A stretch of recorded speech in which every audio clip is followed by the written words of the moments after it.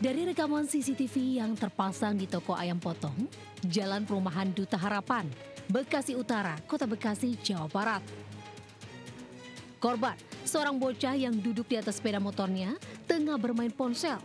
Tiba-tiba pelaku datang dari arah belakang dan langsung merampas ponsel di tangan korban. Pelaku mengendarai sepeda motor Matic segera melarikan diri. Saat kejadian, korban yang seorang siswa SD tersebut tengah menunggu sang ibu yang berbelanja. Meski sempat berteriak, pelaku berhasil kabur. Beli ayam. Posisi motor di sini. Ya. Dia main handphone. Main handphone. Main apa ya langsung dijamret. Korban alami kerugian 2 juta rupiah. Aksi penjamretan di lokasi ini sudah kerap terjadi. Warga diimbau untuk lebih waspada dan hindari gunakan ponsel di tepi jalan. Warga juga berharap agar pelaku bisa segera diamankan polisi. Kini kasusnya tengah ditangani Mapolsek Bekasi Utara dan Polres Metro Bekasi Kota. Dari Bekasi, Jawa Barat, Rahmat Hidayah melaporkan.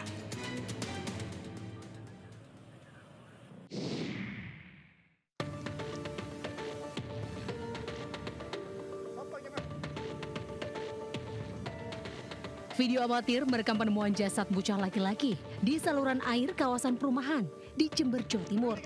Warga mengevakuasi jasad balita yang ada di sisi aliran air. Korban merupakan warga lingkungan Tumpeng, Kelurahan Tegal Besar, Kecamatan Kaliwates, Jember.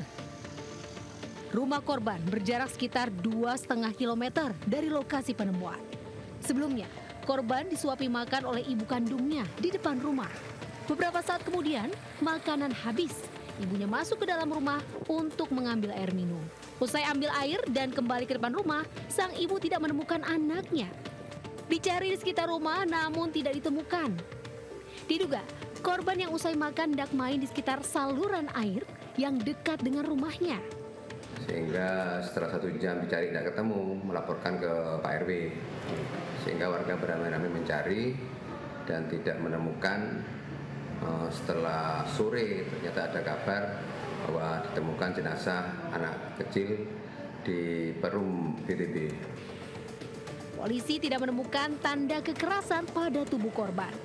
Pihak keluarga pun telah memakamkan jasad korban di TPU setempat. Dari Jember, Jawa Timur, Bambang Sugiharto melaporkan.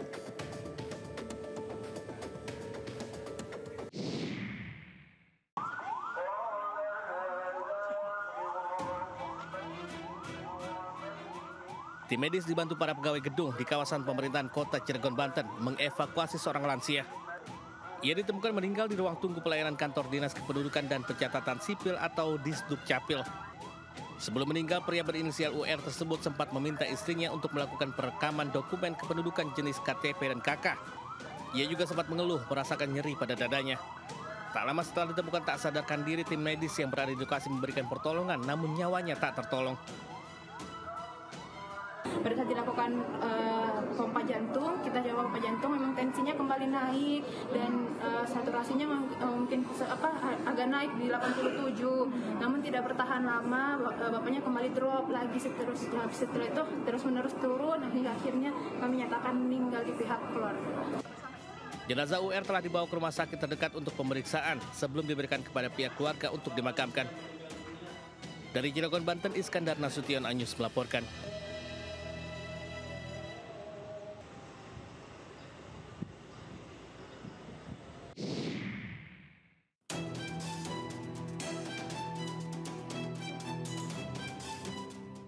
Sejumlah orang tua siswa mendatangi Polres Labuan Batu Selatan, Sumatera Utara untuk melaporkan kasus pelecehan yang dilakukan oknum guru olahraga sebuah sekolah dasar di Kecamatan Kota Pinang. Laporan polisi dilakukan setelah Komisi Perlindungan Anak Daerah melakukan asesmen di sekolah. Dari hasil pemeriksaan KPAD, diduga ada 23 anak yang jadi korban pelecehan. Pelaku sendiri diduga adalah oknum guru yang ada di sekolah tersebut. Untuk korban?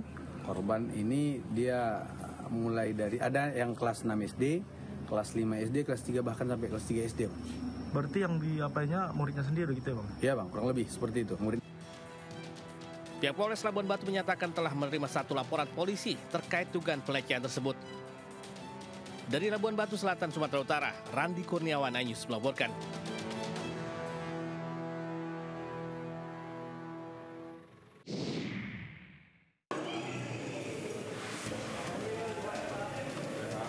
Mantan Gubernur Jawa Barat Ridwan Kamil kembali mendatangi Barreskrim Mabes Polri Jakarta.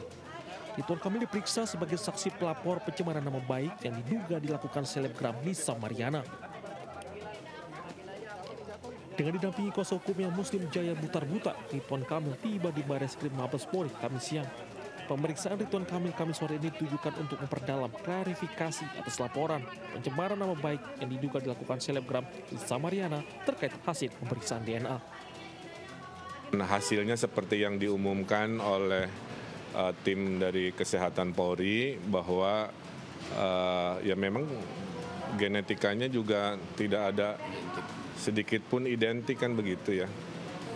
Sehingga akar dari semua ini adalah kan tudingan yang tidak berdasarkan dengan bukti. Itulah kenapa kita melakukan laporan pencemaran nama baik. Tim Liputan iNews melaporkan.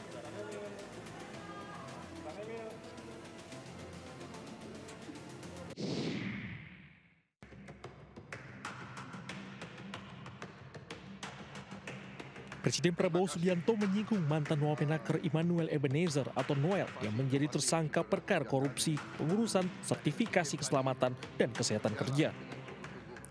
Prabowo mengaku malu karena Noel merupakan anggota Gerindra tapi belum berstatus kader.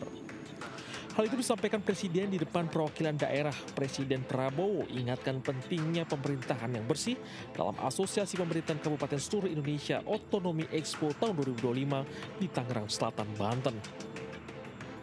Prabowo sempat mengingatkan soal pidatonya saat sidang tahunan MPR 2025 yang mengatakan tidak akan melindungi anggota Partai Gerindra yang terciduk kasus pidana. Presiden Prabowo mengaku malu dengan kasus tersebut. Ia menegaskan hal tersebut tidak akan mendapat toleransi. Presiden bahkan sempat mengemukakan komitmen anti korupsi. Kalaupun ada anggota Gerindra yang melanggar, saya tidak akan lindungi. Beberapa hari kemudian ada anggota Gerindra, tapi dia anggota, dia belum kader. Kalau kader itu ikut pendidikan. Yang tadi itu, Otoman itu dia harus belajar itu. Aduh, dia nggak keburu ikut kaderisasi. Tapi tetap saya agak malu saya. Tim Liputan iNews melaporkan.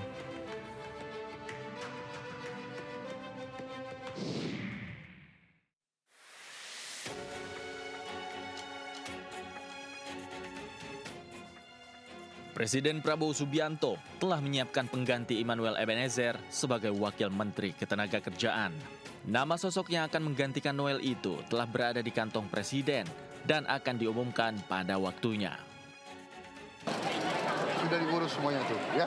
Oke. Penggantinya Pak, penggantinya Pak. Ada nanti, tenang aja.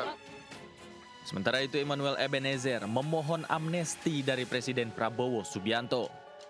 Hal itu dikatakan Noel usai berderai air mata saat KPK mengumumkan statusnya sebagai tersangka pemerasan dan korupsi sertifikasi K3. Di sisi lain, KPK meminta Noel mengikuti proses hukum yang sedang berjalan daripada terburu-buru meminta amnesti.